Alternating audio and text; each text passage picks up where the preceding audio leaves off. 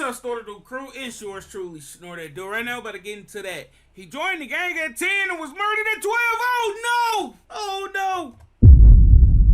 Alright, on some real. That's it. That's actually sad. It's about this guy named Chipmunk. If y'all know Chipmunk, he West Coast. Do we got any West Coast people out there? Comment down below where y'all from. Without further ado, we're gonna get into it. A dude the same age as the baby infant chief guy. Lil Chipmonk. Yeah, Lil Chipmonk. I was doing some research on him, and you know, that was the first person to terrorize me. He didn't terrorize me, but like that nigga used to press the out of me, bro. Like every day. Like that was like coming out of my house trying to make it to school or make it to the store and back home.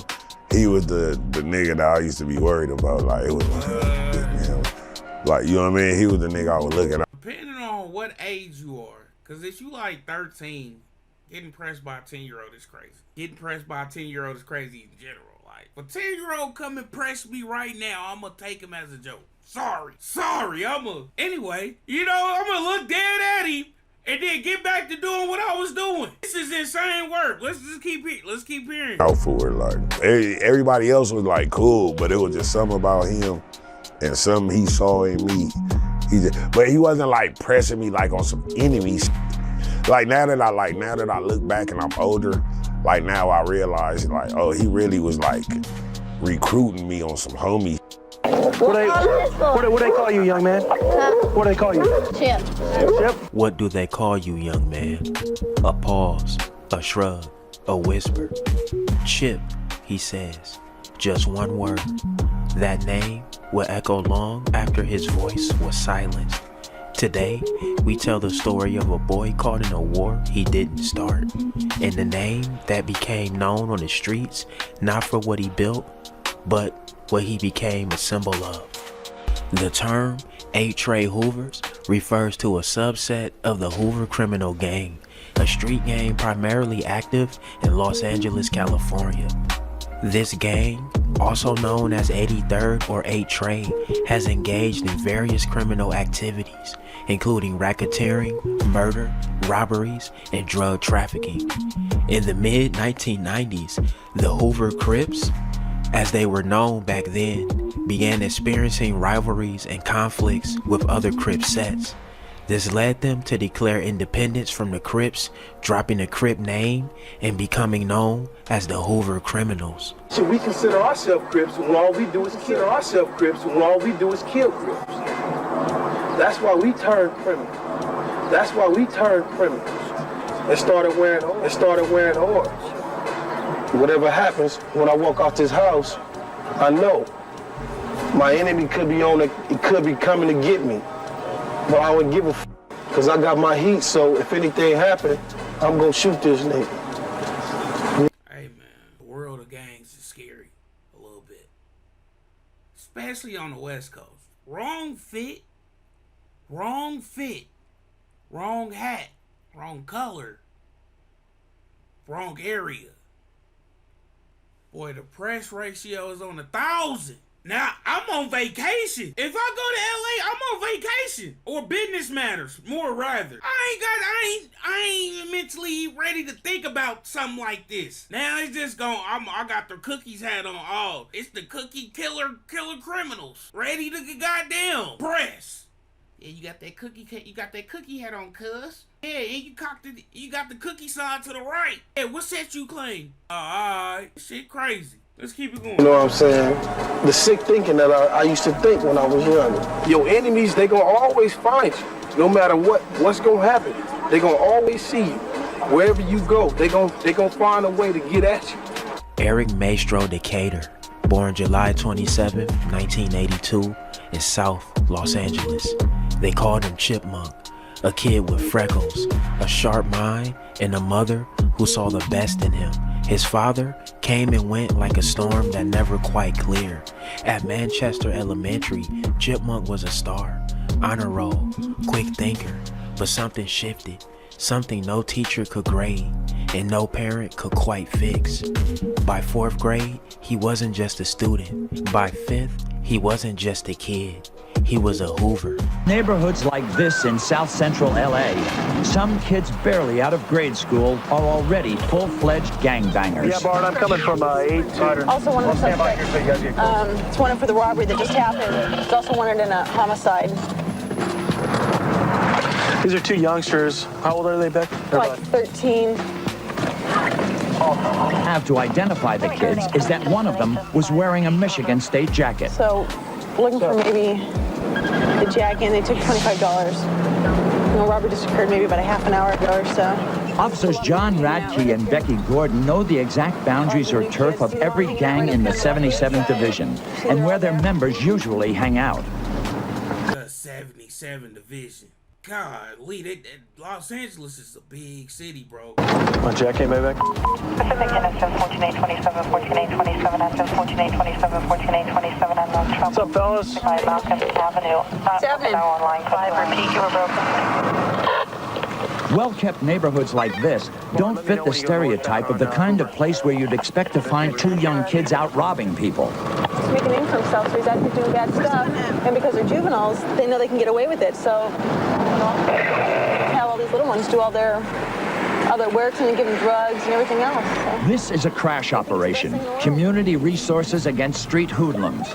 They're the officers up ahead in the unmarked car that are taking the lead, moving toward the alley where witnesses last reported seeing the 2 kids. Westside 83rd Street, 8 Trey Hoover Criminals. Chipmunk wasn't playing tag anymore. He was trading chalk for colors, flashcards for hand signs, honor roll for hood politics. The enemies, East Coast Crips, neighborhood Crips, underground Crips. It didn't matter. If you weren't with them, you were against them. And Chipmunk, he was all in. A viral clip still circulates, grainy, raw, tense. A young boy, maybe 12, is cornered by LAPD's crash unit, the now infamous gang suppression squad. The charge? Attempted murder, robbery, firearm possession. The officer stares into his eyes and asks, "What do they call you?" "Chip," he replies. You should have talked to her before if you're going to do it. You know, now it's going to happen, unless they gavel him up in the house. He's going to handcuff. He's got the Main Street jacket. Right?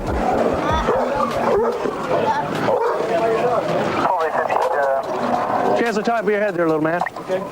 Hands on top of your head there, little man. Okay. All right, you're just a little man, but you got to do it. Hey, what are you guys doing all of this for? We're checking you out, man. Your dog, man. It's a nice jacket you got over there, buddy. Your dog been biting people? What What do they call you, young man? What do they call you? Chip. Chip? What's this, dude? What's that? Been smoking the chronic? No. You got any tattoos, Chip? Yep. The officers know that each of the gangs has a characteristic tattoo. Right there. Stand by. Mother? What is all of this for? We're just checking you out, man. That ain't right. No. What ain't right? Ain't wrong. It's all good, man, all right? Yeah. How old are you, young man? Well, dang. How many times have you asked me this? You're gonna get yourself in trouble one of these days, aren't you? Huh? And he got the chipmunk voice, bro. Not gonna hold you. He gonna have to a 10-year-old gangster. I have to blow my brains out. I'm not gonna lie. I'm taking him as a joke. But I see a 10-year-old right here, goddammit. What's up, Snorter Dude Crew? Oh shit. I'm hitting the intro cause one monkey ain't never stopped the show. The little bro reminds me of Yummy. He definitely got a Yummy effect. You know, as y'all don't know about Yummy, he's a 10-year-old that killed somebody in Chicago, and then the gang ended up killing him, thinking that he was gonna tell the whole time he was the most gangsterest one. And they left him in a underpass or something. A lot of for him to get a tat though, little bro own that. And he telling the police all the correction, like all the regular what I think a criminal will say. You know, this is the little bro on that. Hey, babe, take it. All right, man. Okay. All right. Mama. Come on. No. I can go by. It was Mama. Tell her to go stand by. Mother? Do you know the young man that was with him? They just left my house. Okay. The little young ones, 12, 13 years old, they're trying to prove themselves. So they'll go out, they'll put in the work because they know nothing's going to happen to them. So they'll shoot people, pull robberies, do all that kind of stuff just to make that name. His role models are the gang members out here. And with that in mind, his destiny is total failure.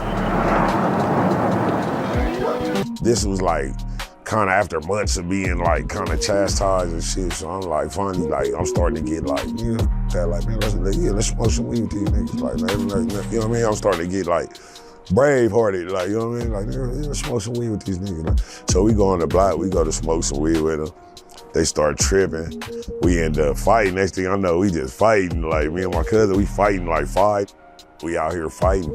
And so, but like I remember like when my cousin was fighting, they end up telling Chipmunk. They told Chipmunk, they were like, get him, like get him groove. I remember I was hearing him like get him groove, get him. So he fired on me. Like you know, he was little.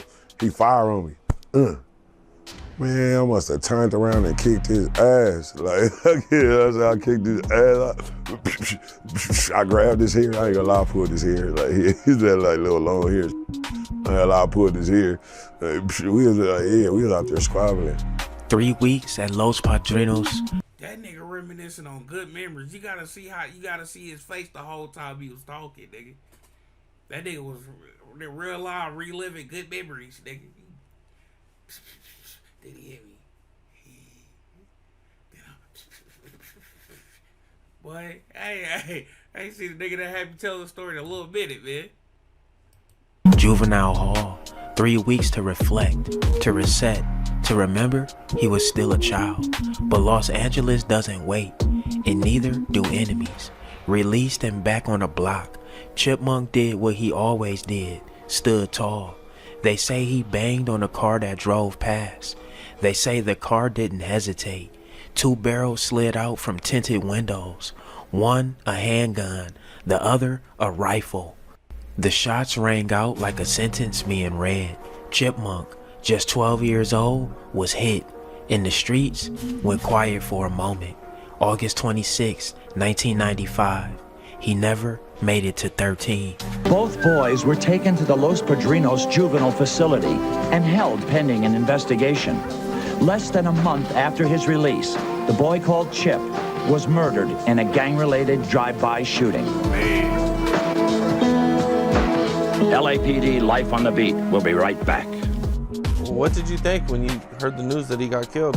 That shit was crazy to me. That was the first person I ever met that got killed. Like, that was the first, you know what I mean? The first young nigga that was my age that, you know what I mean? I had never knew nobody that got killed before. Like, I mean, like I had a lady that died in a car accident and shit like that, but like somebody that was actually like gunned down, a firearm, like it was like, that was the first for me as a kid. Like, it was like, oh shit.